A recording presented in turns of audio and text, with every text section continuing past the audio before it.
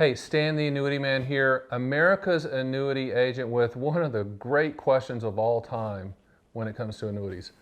Who pays annuity commissions? I mean, you're talking about some games being played with this answer out there. I get people calling me all the time and telling me what they've been told about when the question's asked, who pays annuity commissions? Well, you're getting ready to find out the truth about that. So hang in there with me, and I'm going to go in detail on who pays annuity commissions, and I might even surprise you and tell you how much commissions are paid with each product.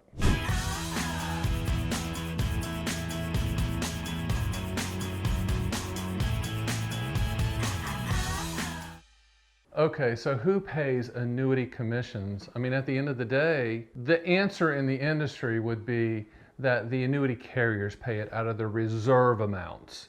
It's a hidden commission that you never see, hidden from the consumer. Give you an example, if you put $100,000 into an annuity and you get your first statement, you're going to see $100,000 on your statement. So the question begs, did the agent get paid? Yeah, the agent got paid. I mean, there's a commission that's built into the policy that's paid from the reserves, but the patented answer, and I think the answer that the industry wants us to say, they haven't said this, but I'm guessing, having done this for a while and being America's annuity agent and licensed in all 50 states, is that it comes from the company reserves. I think that's right. But the word game part of it, which I said in the intro, which I think does apply, is who pays annuity commissions? You know, at the end of the day, you do, right? Even though you don't see it coming out of your money, even though the industry says that it's coming out of the reserves, that's true, but there's 100 pennies in the dollar, right? I mean, it's got to be coming from somewhere. So, which begs the question from you is, can I buy an annuity without commissions? Sure, there's no load variable annuities that you can buy. I'm not saying they're good or bad. Either way, they're variable annuities were put on the planet in 1955, I think around that area in the 50s, for tax-deferred growth, but you can buy 100% liquid, no-load variable annuities, and the agent doesn't get paid a commission. But for the rest of the annuities out there, they do get paid a commission. The agents, Stan the Annuity Man, gets paid a commission. But what you need to realize when it comes to commissions, with annuities, the more complex the product, the higher the commission. The longer the surrender charge, the higher the commission. The reverse is true. The simpler the product, the lower the commission. The shorter the surrender charge time period, the lower the commission. Makes sense, right? So if you can explain the annuity strategy to a 9-year-old, no offense to 9-year-olds, then the annuity commission is going to be low. If the product has complex calculations and attachments and riders and this and that, then you can explain it to a 9-year-old and the commissions are going to be high. All right, let me repeat that again. When you ask for a quote from theannuityman.com, Stan the Annuity Man, America's annuity agent, I'm not going to say, okay, you just asked for a quote. What's the best product that pays me? What's the highest commission that pays me? No, I don't do that. No one should do that. No agent should do that. No advisor should do that. What you should do as an agent or advisor is say, hey, what's the best contractual solution, regardless of product type, and then go shop all carriers for it.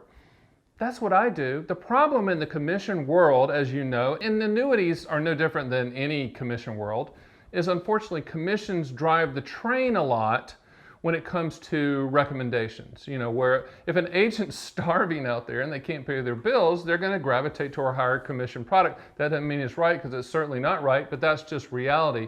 You just have to be aware of that and aware of the fact that, like I said previously, complex products, longer surrender charge products have higher commissions, and shorter surrender term products and simpler products have lower commissions.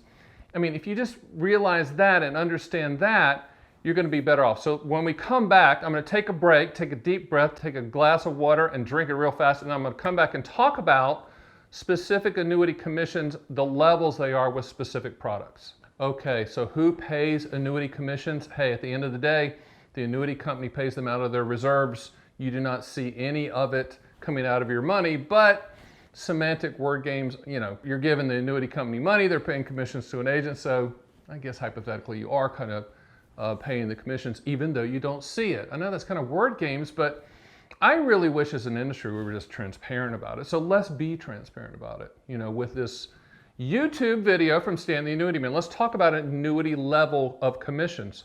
Immediate annuities, which are very simple products, so that should be low commission. They are.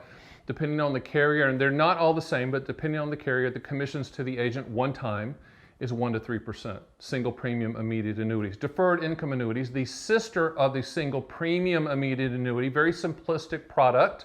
Transfer of risk, no moving parts, no annual fees, very easy to understand. 9-year-olds can understand it. So the commissions are low. Depending on the carrier, those commissions are going to be from 1 to 4%, depending on the carrier issuing that deferred income annuity. Same thing with qualified longevity annuity contracts, which are deferred annuities, deferred income annuities, but qualified longevity annuity contracts are used inside of an IRA. Once again, commissions 1 to 4%, depending on the carrier, etc., the firm, the advisor, and the agent is working for. I'm giving you a range. Now, the higher commission products doesn't mean they're bad, but they're higher commission. Why? Because longer surrender charges, a lot more complexity to them.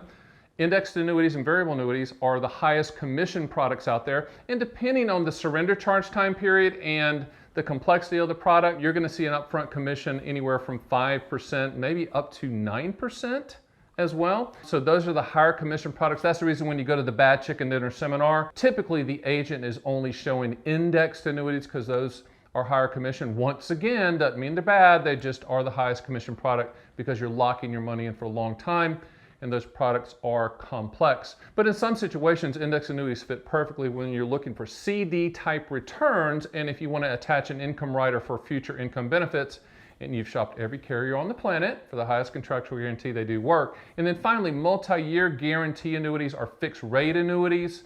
Those are very easy to understand, very simple, like CDs. CDs you understand.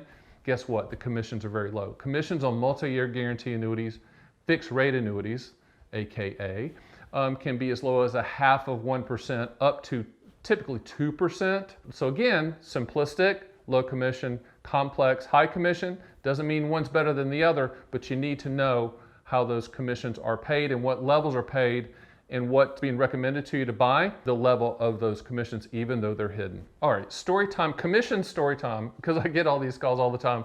You know, I bought this product, how much did my agent, get paid? And my question is, why wouldn't you ask that beforehand? If you ask me what the commission is on something that you purchased from the Annuity Man, I'm going to tell you. I'm going to tell you the range of commissions, what I'm being paid. I have no problem with that. I'm a for-profit dude. That's what I do. If it's an appropriate and suitable recommendation, I'll stand behind it, and I've earned the right to earn that commission. But I did have a call the other day, and someone said, I just bought this product. What did this person get paid? And, it was a very complex, very long surrender charge fixed index annuity. Once again, I have nothing against fixed index annuities. I think they're fun. They're CD products. But this surrender charge period was 14 years in length. Now, side note, in a lot of states, they do not allow that long of a surrender period. Most states cap it at 10, so that you can't go past 10. But there are some states that, it's a surrender charge bonanza out there. So this was a 14-year surrender charge. And I said, because it's 14 years in length, the surrender charge, it's a double-digit commission that person earned, and this guy went through the roof. But I kind of calmed it down, like, what? Slow down there, Chester. Tell me what you were trying to solve for contractually. And he told me, and I said, that's not the perfect product, but it's not horrible. And he was trying to solve for a long-term income down the road, so he attached an income rider to an index annuity, which is fine. My only hope is he would have shopped with all carriers, but he did get kind of a wake-up call because I think with the commission that his agent earned, I think the agent went and bought a car for cash, but you just have to be careful out there. In a perfect world, just kind of drawing all this together, about commissions and annuities, the world would be a perfect place. And the annuity industry would do themselves a favor if this was possible. It might not be administratively for the annuity firms, but maybe it is this. What if, in a perfect world, what if all annuity commissions, regardless of the type of annuity, were the same? So let's just my example to the annuity industry, give it some thought, annuity industry out there watching. What if the index annuity and the variable annuity and the immediate annuity and the deferred income annuity all paid 2% commission, which is hidden from the client and paid from the reserves? Why would that matter? I'm going to tell you why it would matter. That's a very good question you just asked me. No, wait a minute, I just asked it. But you should have asked it, but you asked it anyway because you're listening, right? So what would happen is this. If all the commissions were level with all different product types, what would happen Agents would then be forced to recommend the right product type and the right solution for your specific situation. Why? Because they're going to get paid the same. That would solve it. Again, Stan the Annuity Man should be the annuities are for the annuity industry.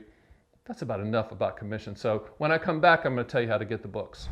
Hey, gold foil mailer plus books equals education. Do it again. Books plus gold foil mailer equals education. Go to theannuityman.com, give us your encrypted, we will never share, shipping address, and we'll ship you these books. 6 owner's manuals on all things annuity. You can educate yourself, and you need quotes, go to theannuityman.com and we will get you all the quotes you need. And one last thing before you go, before you run out the door, hit the subscribe button. See you next video.